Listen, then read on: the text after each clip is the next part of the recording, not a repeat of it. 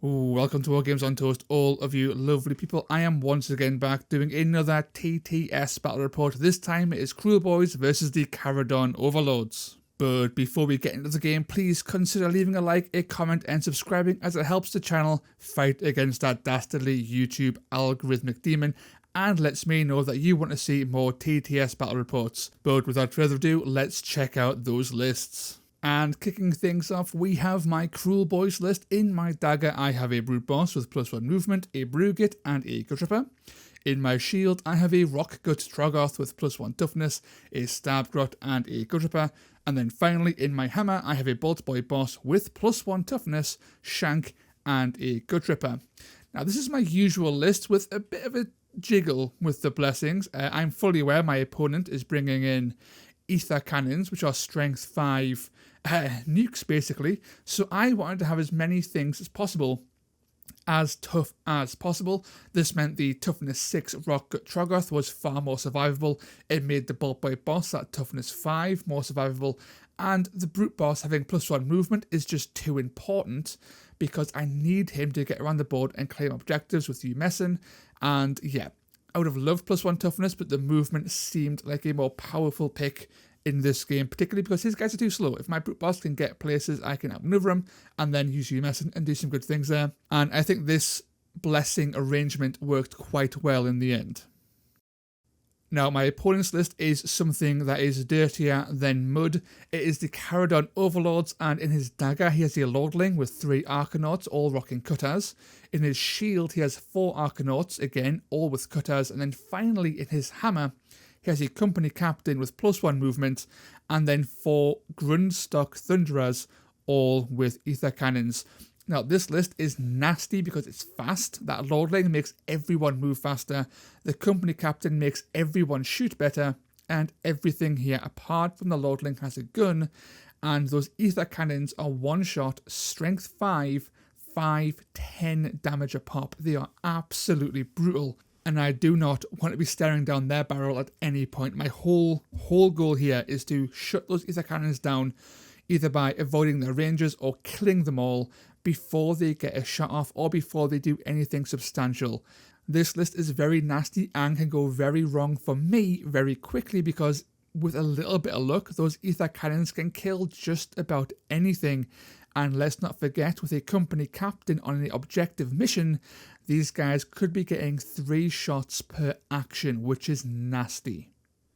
And this is the deployment. As you can see, this is quite an interesting deployment. Having the tiny corner hammer deployments is rather unusual. It makes it very difficult for our hammers, which by the way, that is his Thunderers and my bolt boy boss, to get into range to do much. And not only that, because the round 2 reinforcements come on that entire board edge for your opponents, it makes them quite vulnerable to just being smacked around very early on if you don't get moving quickly. The daggers are fine, there's a lot of terrain and cover and elevation that can be grabbed early on, and of course they start right next to their objectives, making it quite easy to score.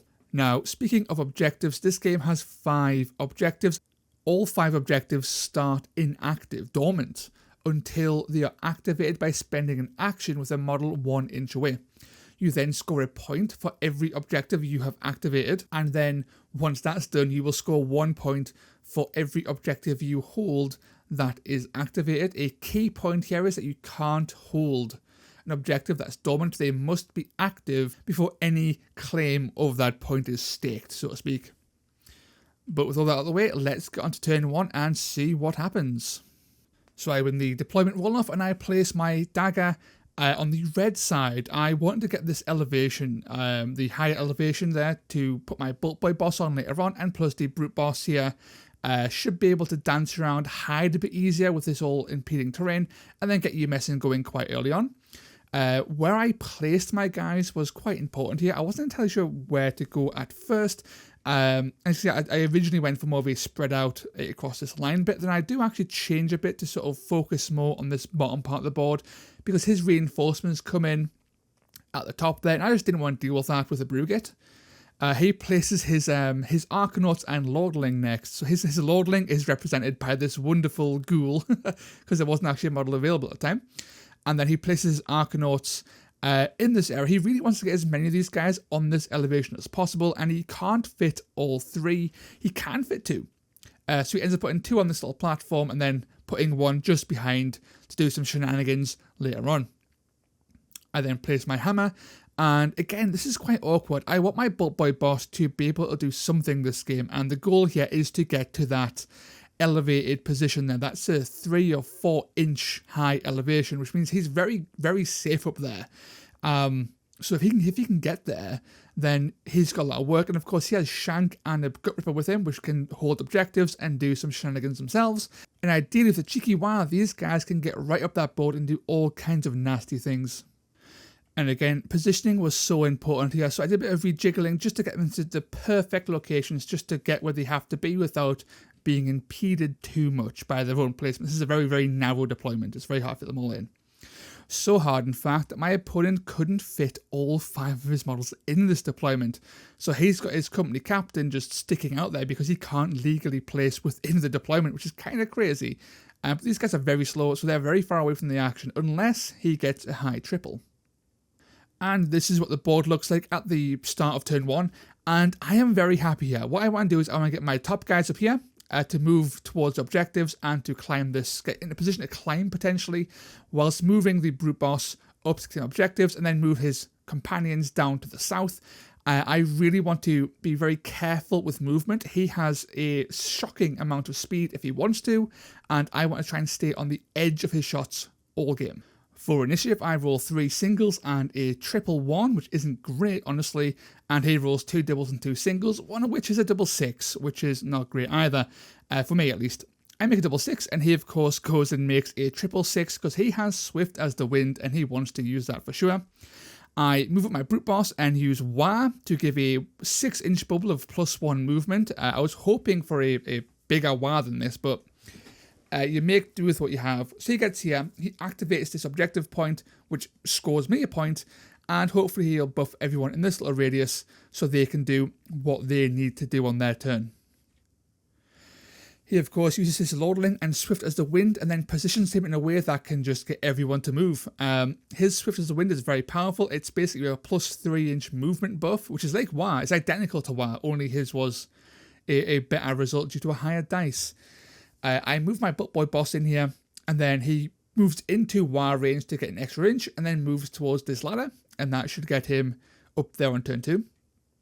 He then moves his Arcanaut around here, and then activates his objective for a point for himself. I then activate my Gut Ripper, and he again moves into the Wah bubble, and then moves up 5 inches, getting into a position to threaten that objective on turn 2 maybe. He then activates his Arcanaut, who climbs down carefully and then just moves up. He's of course within range of that lordling, so he gets a +3-inch move, giving him a lot of mobility despite climbing down slowly and safely. Then with his next movement, he just skyrockets up really, and gets ready to take that point turn 2. Shank then moves up to help out his hammer buddies, and that's really it. This Arcanaut does a similar thing, climbs down carefully and then just makes a runner towards objectives. Again, being within range of that lordling gives him +3-inch move on both his moves, make them incredibly mobile. He gets right up there. He can't activate it. It does take an action, but he is there ready for turn 2 to score some points. I then answer in kind and move my Gut Ripper up here. You can see these auras. These are measuring the exact range I need to be to not be shot if he used a move and a shoot action. So my Gut Ripper is guaranteed safe there from his ether cannons. And he's close enough next turn to move in and then claim objectives, which is quite handy. His company captain moves up to the centre of the board to try and get a sneaky fight for profit of turn 2, whilst being hidden behind this terrain so my Bolt Boy boss can't shoot him on turn 2, which is quite clever. Very cagey. And it also indicates where he wants to put his ether cannons, which is in the middle. He's not going to threaten the flanks of those, he's going straight for the middle. I then move up my Brugate, and I decide to pressure this side of the board, which honestly I think is a big mistake, but we'll get to that later on. And then we skip to the end here a bit.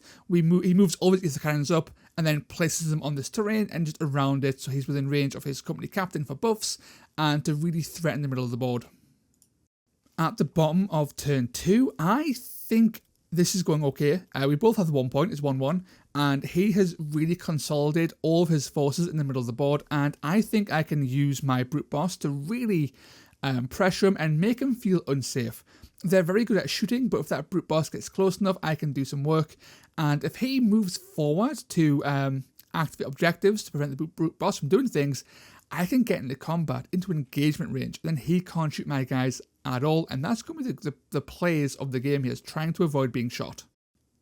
On to Battle Round 2, I roll a quad 3 and a double, which is very nice, whereas my opponent rolls a triple 4 and 3 singles, which is nice for him still, because that is fight for profit in a nutshell. But I take another double 6 and leave it at that. My opponent banks his dice and then gets to deploying. He had initiative, so he places his Arcanauts, and he has 2 up there right at the top to pressure the top objective, but he has 2 down here who are trying to avoid being charged by the brute boss, whilst also pressuring this point to try and steal it from me later on. I then again put on this aura.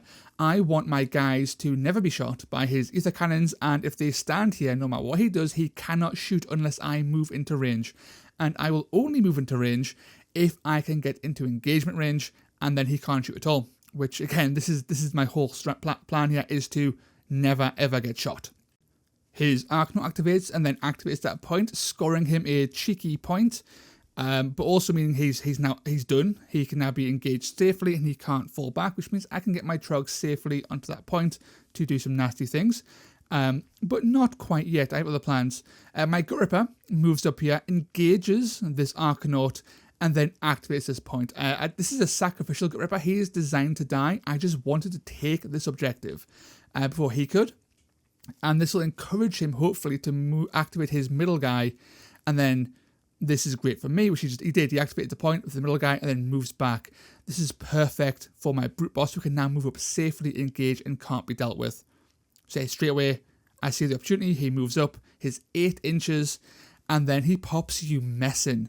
This means he can't even hold this point. Not a single model in his list has enough wounds to contest a You Messin' target, which means that's my point. He activated it, he's now safe, it's my point for probably the rest of the game. He then uses his fight for profit, and then waits, and I move up my Bolt Boy boss onto this elevated position to get some good lines of sight, whilst up here he is -1 to hit, which is very nice, and makes it so his guys hit him on 5s. It's very ineffective to shoot at this Bolt Boy boss. I then use aimed shot and fire at the middle Arcanaut on the ground. And with 3 shots, hitting on 3s, 4s being very, very good, I do a whopping 2 damage, which is terrible.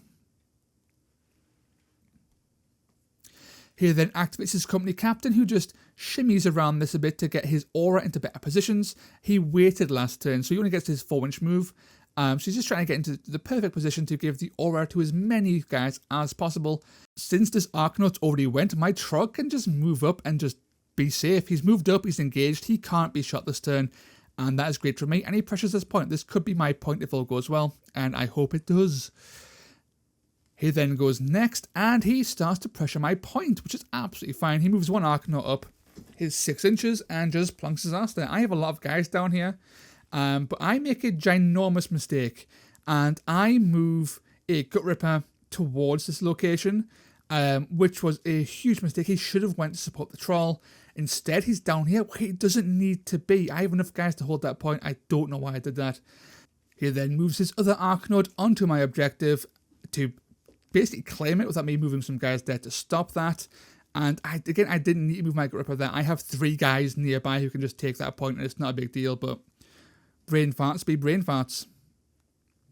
I then make a massive mistake again. I then move the Stab Grot towards this middle objective, and this leaves my Trog so exposed to losing this point, and it was a huge... I should have just pressured this bottom point.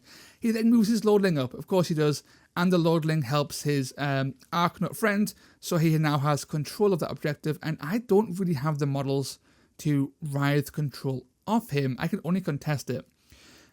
Which means this is going to be a neutral point for the rest of the game, and I could have had this point easily had I moved my Stab Grot to the right location. I then wait with this Gut Ripper because he's going to help the troll no matter what, so I don't really need to reveal my plans at all here, so he just waits. He then activates the sneaky Archnaut, who just moves up twice. He wants to get into range to potentially threaten this objective on turn 3. He can't get onto the point just yet, so he's getting ready to get there. Had he had another triple, he could have, used something like Swift as the Wind to get a bit more movement. But as it stands, he just stands just off the objective, and then I move in my Gut Ripper, and then secure that contesting. This is now a contested objective, and when the turn ends, this will be scored for nobody. And now it's time for those grunge stocks to move up. He moves his ether cannon in just the right place, so he's just in range to fire at the Gut Ripper. With 2 shots, he does 5 damage, which is very nasty, but that Gut Ripper has 15 wounds overall, so he is alive. Continuing my trend of mistakes, I just wait on Shank for no reason. He should just moved, done something useful. No, he just waited there, giving him way more initiative than he really should have had. He then moves his grunge stock down here, again trying to get into the perfect range to try and snipe off this Gut Ripper, which would be huge. If he takes that Gut Ripper out, I lose that point. He's in perfect range, he lines up the shot, and he misses, which is excellent. I am all for that miss. I then wait on the Brugate for no reason again. No idea what I was thinking there. Terrible plays. He then moves this guy here, just out of engagement range, to threaten Shank. He wants to blast Shank with his pistols, and he is just in range to do that.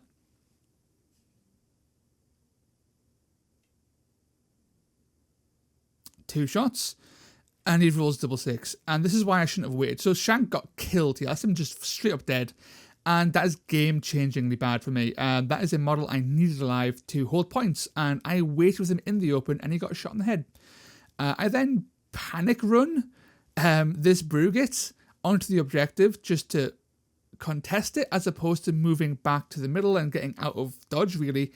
This is a pointless play because it just forced him to fire his dudes at my Gut Ripper. 3 shots, only did 5 damage in the first volley, but I'm in range for 2 shots here, so the second shot is far more impactful, and he does a whopping 20 damage on the second shot, killing the Gut Ripper and making the death of Shank and the movement of Brugate completely worthless. That was just a terrible play. He then moves up his Archnaut here to get into range to just mess around with the objective. He ultimately fires at Brugate. Why wouldn't you? His dice have been quite hot, so... And the arrow again, he rolled another 6. So that's another 6 damage on Brugate, which almost kills Brugate. Which really highlights why being so cautious and passive just doesn't work all the time. He then moves his grunge stock down here, again trying to get into positions to potentially pressure this bottom objective. He won't be able to fire at the Gut Ripper, which is very, very nice, but he will be next turn. And at the bottom of round 2, the scores are 5-6. The bottom objective is contested for Eternity now, or at least for the near future. But yeah, this was a terrible turn for me. I was so passive. I lost Shank and a Gut Ripper for no reason at all. They should have been more active. I should have had guys moving to the south. This could have been easily 3 points to me as opposed to 2, and I completely balked it. But on to battle round 3. I get 2 doubles and 2 singles, and my opponent comes in and gets 2 doubles and 4 singles. So he has initiative and 2 wild dice. So he makes a 4-4 because triples are just way too good on these guys. Fight for Profit is way too good. And I make a triple as well because this gives me access to your Messin. Now he goes first, and he uses his Fight for Profit and just wants to get into the perfect range to buff his guy. So he's just shimmying around, climbing onto platforms, and just trying to get into the right range. He can't hit everybody, but he can get pretty darn close. Now this wounded Gut Ripper needs to run, so he runs away and just hides inside of this little bit of terrain, so his ether cannons just can't draw bead. This keeps him safe and means that he won't be getting shot off the board anytime soon. He then moves his Archnaut up and engages my Bolt Boy boss, which means I can't fire, and that is terrible. But I decide, you know what, I might as well try and free myself. I'll punch him to death. 3 attacks, and I hit for 4 damage, and then I decide to swing for a second time and do 2. That's half his health gone. The best part is, we do fall checks, and he passes the first fall check. The second one, he falls. And this is game changing here. This lets me do so many things this turn that are potential redemption arcs for my orcs here. And I capitalize on this a little bit later on because there's some really good timings coming on. I then swings my Trog and he does 6 damage. That isn't enough to kill anything. I then just wait. I don't want to leave him high and dry and getting shot in the head. Now his Lordling disengages here and then just moves over and plonks his butt there. I then disengage with the Brute Boss, and this is where the trick comes in here. So my base is big enough to straddle 2 objectives. So I disengage and then move to straddle both objectives, and then I pop you messing. I'm in range of both. This means both these objectives are now mine. He cannot take them back. He then activates with his Arcanauts and he fires at my Stab Squad. Again, remember that Stab Squad really shouldn't have been there. He was there by mistake. And yeah, he gets hit for 3 damage. That's half his health. And these pistols have been unbelievably good for him. This has been just crit after crit after crit. And then again, that's him dead. That's 7 damage overall. And that kills the Stab Squad, taking my casualties down to 3, which is nasty. I then move my Brugate into engagement range with one of his Arcanauts, just so he's safe, or safer than he was over there, and add some more bodies onto this point to try and hold it for as long as possible. He then fires with his pistols as is expected and does 1 damage, which ain't great, but it could have been worse considering how good they've been recently. And he fires a second time and does Brugate live? Yes, 0 damage is excellent, so Brugate's alive, and he's probably going to be alive for the rest of the turn, which means this objective is probably mine. This Ripper then stabs twice and does a whopping 1 damage because my dice have been terrible this game. He then disengages his Arcanaut just to get out of range of this Trog and just to exist on this point and make space for more guys to come on and just pressure it, which is fine. That's an excellent play. He wants to be exactly out of range of engagement range, so he can just do what he wants. He then moves this guy to block the Trog from abandoning this point and moving to help that objective. So he's blocking my path, which is an excellent play. This stops me from really helping my other guys. So I decide to use Onslaught and get to bapping. So here we go, and I do a whopping 6 damage, which is wonderful. But not enough to do any kills, so I just wait.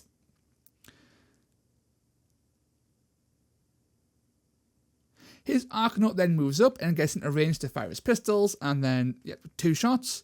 He does another 1 damage. So the Brew gets injured, but he's not dead, which is great. It's all him now, so he just starts moving all of his guys up. He's got more than enough movement to take whatever points he wants, and that's exactly what he does. He just moves guys around and just takes everything. Of course, he can't take those 2 objectives with the Brute Bosses on, but he can take everything else. He even starts moving up these Grunstocks, which might seem a bit silly, but if he starts moving them up, he can start pressuring other objectives with them. And sure, he can't take the objectives where the Brute Boss is on. He can do other things, and he's basically surrounding my guys with deadly cannons, which makes all the sense in the world here.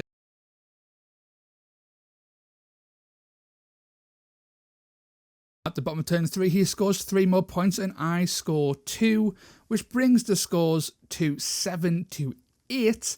And yeah, the Brute Boss is the only thing keeping me in this game. Him holding 2 objectives there is huge, and I'm going to try and do this again next turn to try and score as many points as possible.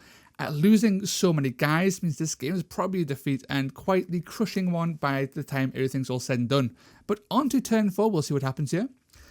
I roll 2 doubles and 2 singles, and he rolls 2 doubles and 2 singles. He wins the roll off and makes a triple 6 and a double 4 to give him a nice variety of dice. Again, he really wants to use that triple for fight for profit. It is way, way too good. I then again just make a triple. This gives me Umessin, and I need Umessin to stay in this game. I use aimed shot and take a sneaky snipe as company captain, and I do 12 damage, which is ginormous. This is great. If I can kill this company captain, he can't fight for profit, and this completely nerfs his ranged ability. And I do the perfect amount of damage to kill him. That's 6 damage, and this company captain is dead, which I am all for. I needed a little bit of good news this game, and this was definitely that. He then goes with his Arcanaut, and he really wants this Brugate dead, so he starts firing pistols. 2 shots, 0 damage. That's good for me. He fires a second time. I'm hoping he continues to do badly, and he does. That's another 0, and I am over the moon here. I then activate my Gripper and then do some cheeky stabs. I'm going to try and kill off this guy, and with 4 attacks overall, I land 6 damage, which is fine. It's not enough to kill, but I'm not going to scoff at it. More Arcanauts, and that means more pistols. He once again fires at this sad Brugate, and with 2 shots, he does a whopping 1 damage. So he's still alive, if only barely. And then the second shot comes in, and that's 3. And sadly, that is the end of the Brugate. He got rid of those bullets in the end, but, you know, he did okay. He tried to hold that objective as long as possible. And then this is where I do some more shenanigans. There's a lot of Arcanauts back here, and I can disengage and move and get into the perfect range here to shut them all down. These guys are now worthless. All I've got to do is just move there and then take that point back. Will it give me enough points to win? No, I'm going to lose one of the objectives he was standing on to do this, but, you know, if I can shut down some of his guys up here, it means that I could potentially do things elsewhere to try and secure points. So it frees up resources, basically, for me, and wastes a lot of his resources in the meantime. He then just waits on one of his guys. My sneaky Gut Ripper, who's hiding in this building, then stabs at this sneaky dwarf who's blocking my Trog, and 2 stabs does 1 damage, which isn't great, but the second lot of jabs comes in for 8, which does kill that dwarf, which is great for me. Sadly, he just moves his Grundstock up and then continues to just get in the way. So he just replaces the dwarf who just died. He's got so many guys here. There's 13 models in this list, and he's just got guys for days. So they're just moving everywhere, securing points, making sure I don't have anything going for us. I then just move my Trog up here and just get to smacking. I can't, at this point, I can't win, but I want to try and kill a Grundstock, and that is what I try to do. So he runs up, gets into perfect range, whips out his club, 3 attacks, and he does 12 damage, which is great. That kills the Grundstock, and at that point, we just call the game there. There's no way I can score any more points, and because I have you messing up, there is no way he can score any more points, and the game ends 9 points to 12. This game was really rough for me. I made so many mistakes in round 2 that it really warped the rest of the game to the point where I couldn't do anything. You could put a dice. The dice were very, very strong for the Kharadon Overlords on the first 3 turns. Those pistols were unbelievable. Out of, 6 shots, he landed something like 5 critical hits back to back to back. And that was game-changing in a way that was not great. It didn't feel great to be on the end of that. But ultimately, what did he kill with that? He killed a Shank who shouldn't have been waiting there. He killed a Stabgrot later on who also shouldn't have been there. Both those guys should have been moving instead of waiting, and they should have been moving in the right locations. Had I moved better with them, Shank may have survived an extra turn, could have secured an objective on my deployment side. The Stabgrot could have moved down to the south there to support the Trog, and that would be my point. That turn alone, played with only very slight changes to where I moved, would have changed everything. I would have scored 3 points instead of 2 points turn 2, and with the Brute Boss ensuring I'm always scoring 2 points a turn because he doesn't have the wounds to contest a UMSing. All I've got to do is stand all of my guys on one objective, and then he can't really do anything. And that's really what I should have focused on. Instead, I got a bit greedy, I think. I think I was trying to score all 4 objectives on my side of the board, and that just led to me overextending and making mistakes and getting absolutely shafted. And that's a lesson to learn there.